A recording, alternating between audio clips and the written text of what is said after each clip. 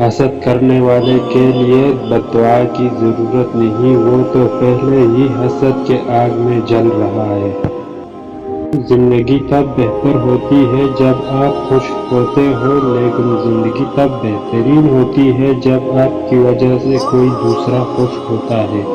خوشیاں چاہتے ہو تو خوشیاں بانٹو، جو دوسروں میں خوشیاں بانٹتا ہے میرا رب اسے خوش رکھتا ہے۔ چن لے مجھے بھی اپنے سجدے کرنے والوں میں، اے اللہ کب تک بھاگتا رہوں گا تجھ سے تیری ہی دنیا سے۔ ماں سے محبت کرو کیونکہ ماں کی پریشانی دیکھ کر اللہ پاک نے صفا مروہ کو حج کا رکن بنا دیا۔ بدترین ہے وہ شخص جو دنیا کی فکر میں اپنے مہربان شفیق اور محبت کرنے والے رب کو بھول جائے۔ عورت کا مرد کی زندگی میں اتنا دخل ہونا چاہیے جتنا پکوان میں نمک، زیادہ نمک بھی زہر ہوتا ہے۔ جو دوستی اور محبت انسان کو اپنے خالق سے دور کر دے اس سے بچو، کیونکہ اس سے بڑھ کر کوئی دشمن نہیں۔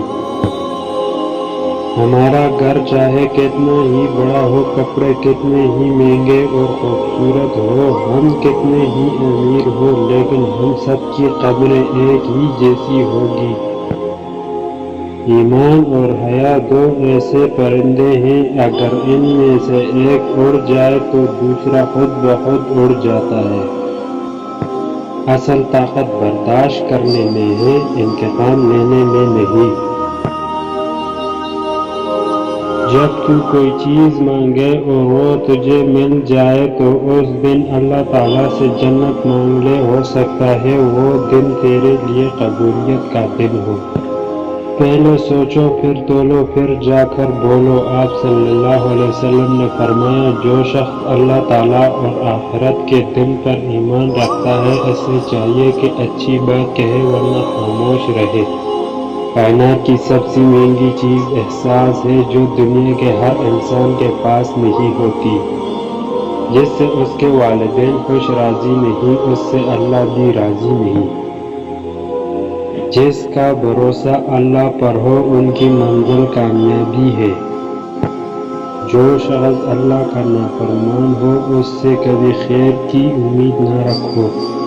مشورہ لینا بری بات نہیں، مگر اس پر بغیر سوچے سمجھے عمل کرنے سے انسان اپنا نقصان کرتا ہے۔